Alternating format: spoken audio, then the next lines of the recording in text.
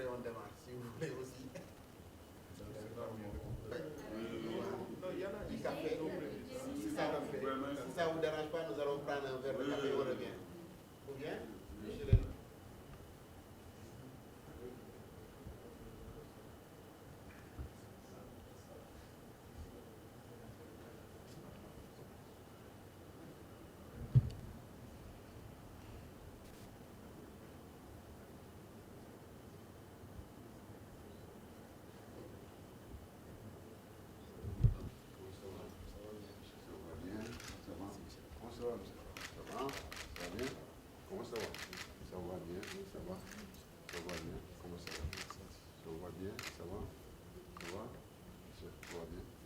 Comment ça va? Bien sûr, bien sûr, bien sûr.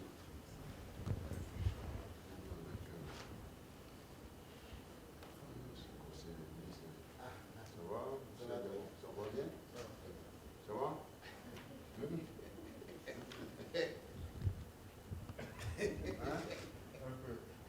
Qu'est-ce qu'on a fait?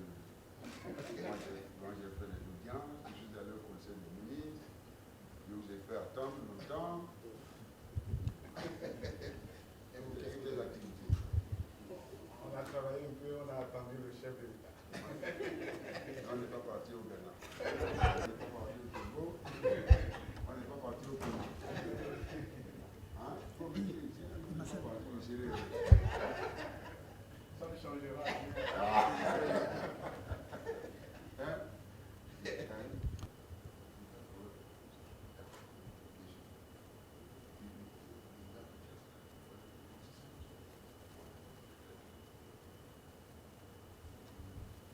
Bon, mais je suis rassuré. Le Congo, le Togo et le Ghana sont les pays de la sous-région.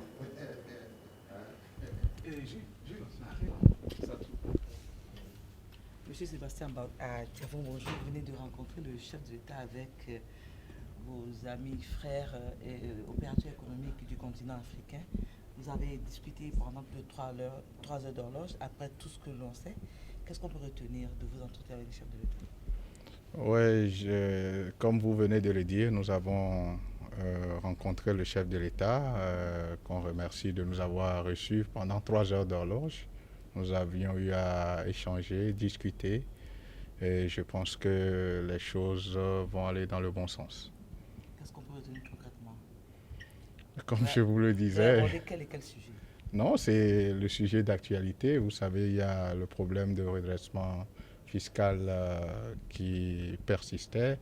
Le chef de l'État nous a bien écoutés et d'ici quelques jours, nous pensons trouver une solution à cette crise. On peut dire que vous êtes sorti satisfait? Je le pense pour l'instant. Merci. Vous êtes là-bas, merci. Merci. Vous avez abordé d'autres sujets en dehors? Non, ça va. Merci pour l'instant. Merci pour l'instant. Ça fait au moins là. S'il vous plaît, on enregistre encore. Azé, s'il te plaît, on enregistre. Azé, on enregistre là. Ça fait la 4e fois que vous êtes reçu par le chef de l'État. Les 3 premières fois, c'était vous et puis avec vos collègues du continent. Aujourd'hui, vous êtes là avec le Sébastien Diavon. Qu'est-ce qu'on peut retenir de cette longue discussion que vous avez au moins 4 fois avec le chef de l'État? Bon, je crois que c'est la suite logique donc et la démarche du FOGECA donc suite aux premières fois que nous avons été reçus par le chef de l'État. Mais permettez-moi d'abord de remercier le président Yahi Boni parce que c'est nous, FOGECA, Forum des opérateurs économiques en Afrique, par l'aide de nos amis du Bénin, le FOGECA du Bénin qui est dirigé par Mme Akunocho, c'est nous qui avions demandé à rencontrer le chef de l'État. Nous avions insisté fortement pour qu'il reçoive le secteur privé. Il a accédé à notre demande et aujourd'hui, il a reçu, comme nous le lui avons demandé, M. Ajavon. Vraiment, c'est l'occasion pour moi de remercier très sincèrement le président Boni en sa qualité de chef de l'État, mais également en sa qualité de président de l'Union africaine. Parce que c'est dans ce sens que nous avons abordé cette audience. Il est le président de l'Union africaine il est le président en exercice de l'Union africaine. Nous sommes des opérateurs économiques du continent. Nous avons demandé à le rencontrer et il avait absolument, je le pense, l'obligation de recevoir le secteur privé qu'il dirige en Afrique. Donc s'il l'a compris et s'il a accepté de nous recevoir dans ce sens, nous ne pouvons que le remercier. Nous le remercions pour l'accueil qui nous a été réservé en terre béninoise. Merci encore tous les Béninois. En ce qui concerne l'audience d'aujourd'hui, ça a été très productif. Ça a permis de rapprocher le chef de l'État de ses acteurs privés. Je crois que nous avons discuté et nous sommes sortis satisfaits de cette audience. Pour le reste, évidemment, je ne saurais terminer sans lancer cet appel au peuple béninois. Il faut que les politiques, la presse, le secteur privé, les institutions sachent que le Bénin est un et indivisible. Personne n'a intérêt à ce que le Bénin brûle. Nous sommes venus ici très rapidement parce que nous avons vu ce qui s'est passé au Mali.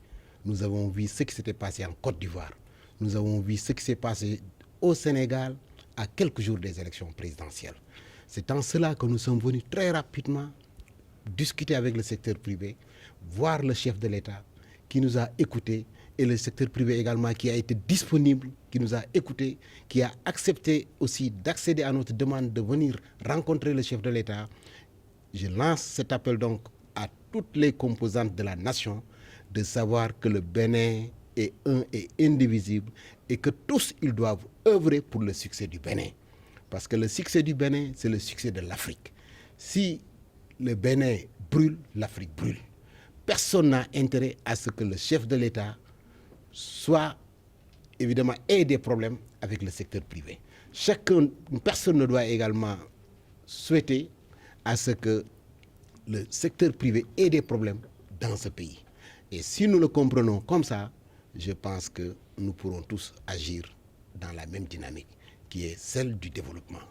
Le développement de l'Afrique, le développement du Bénin passe nécessairement par le développement de son secteur économique. Et on ne peut pas parler d'économique sans politique. L'État est lié étroitement à l'économie. L'économie, le secteur privé également, doit très régulièrement discuter avec le chef de l'État afin que les nuages puissent être levés sur certaines questions. Aujourd'hui, tel a été le cas. Nous sortons satisfaits de cette audience et je pense que ce sera un exemple en Afrique, ce sera une première en Afrique, que des opérateurs économiques aient décanté une situation par le biais de notre organisation africaine, que le chef de l'État également ait donné un sens à cette organisation parce que nous étions venus pour régler un problème, mais je peux dire que le chef de l'État également a réglé le problème du FOGECA. Pourquoi? Parce qu'en sa qualité de président de l'Union africaine, il décide de nous inviter à la prochaine section de l'Union africaine. Ça, c'est quelque chose de très positif. Il l'a fait parce que tout simplement, il a compris qu'il est le père de la nation béninoise, mais qu'aujourd'hui également, en sa qualité de président de l'Union africaine, il est le père de l'Afrique. Donc, je vous remercie. Qu'en est-il de la suite, Monsieur le Président? La suite, nous avons une démarche.